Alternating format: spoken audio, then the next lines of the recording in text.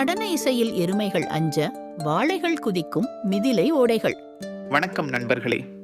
கம்பர் நமக்கு மிதிலை நாட்டின் வளத்தை அள்ளித் தெளித்த வண்ணமே இருக்கிறார். ஆறுகளெல்லாம் பால், தேன், கரும்புச்சாறு என பெருக்கெடுத்தோடும் அமுத நதிகளாய் வர்ணித்தார். அது மட்டுமா, அங்கே நீர்நிலைகள் அனைத்தும் பெரும் கருவூலங்களாய் காட்சி தருகின்றன.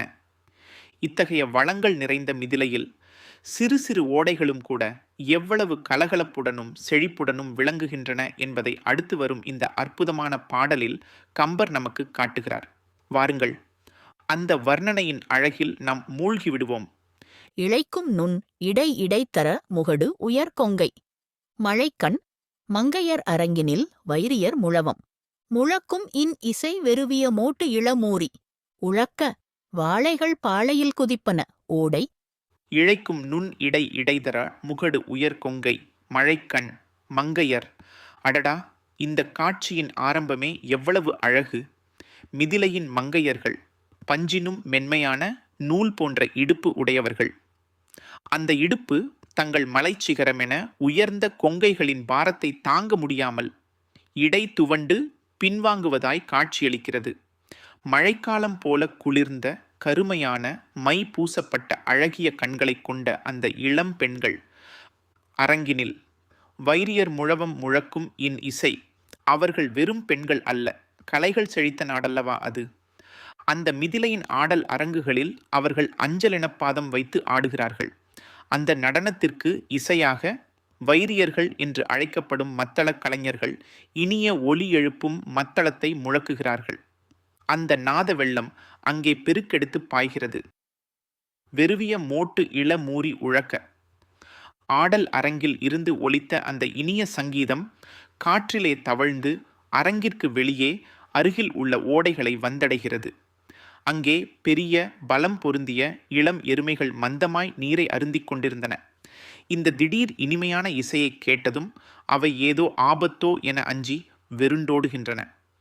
வெருண்டோடிய அந்த இளமூரிகள் நேராக ஓடி அருகிலிருந்த நீர் ஓடைகளில் பாய்ந்து நீரை கலக்குகின்றன, உழக்குகின்றன. வாழைகள் பாளையில் குதிப்பன ஓடை. பாருங்கள் அங்கே நடக்கும் அதிசயத்தை. எருமைகள் நீர் ஓடைகளில் பாய்ந்ததும் நீர் கலங்கி சேரும் சகதியுமாய் எழும்புகிறது. இதனால் திடுக்கிட்ட சுறுசுறுப்புக்கு பெயர் பெற்ற வாழை மீன்கள் அந்த நீரிலிருந்து மேலே கிளம்பி துள்ளி பாய்கின்றன. எங்கே பாய்கின்றன தெரியுமா? அருகிலுள்ள தென்னை மரங்களின் அல்லது கமுகு மரங்களின் பாளைகளில் மேலே சென்று குதிக்கின்றன. இது மிதிலையின் ஓடைகளில் நடக்கும் கலகலப்பு.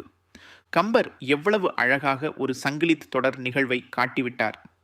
பெண்களின் அழகிய நடனம், அதன் சங்கீதம், அதனால் வெருளும் எருமைகள், அவை ஓடையில் பாய வாழை மீன்கள் துள்ளி குதித்து பாளைகளில் சேருகின்றன.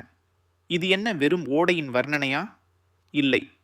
மிதிலை நாட்டின் கலாச்சார செழிப்பையும் இயற்கை வளத்தின் கொழுமையையும் எங்கும் நிறைந்திருக்கும் உயிர்ப்பையும் மிகச் சாதாரணமாக ஆனால் ஆழமாக சொல்லிவிடுகிறார் கம்பர்.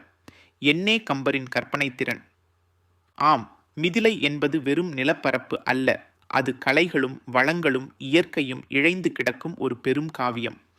நடன இசையும் நீர்வாழ் உயிர்களின் துள்ளலும் ஒரே காட்சியில் இணைந்திருக்கும் இத்தகைய காட்சிகள் மிதிலையின் செழிப்பை நமக்கு கண்முன் நிறுத்துகின்றன. அடுத்து மிதிலையின் குளங்கள் எந்த அளவுக்கு பேரழகுடன் திகழ்கின்றன என்பதை கம்பர் விவரிக்க காத்திருக்கிறார்.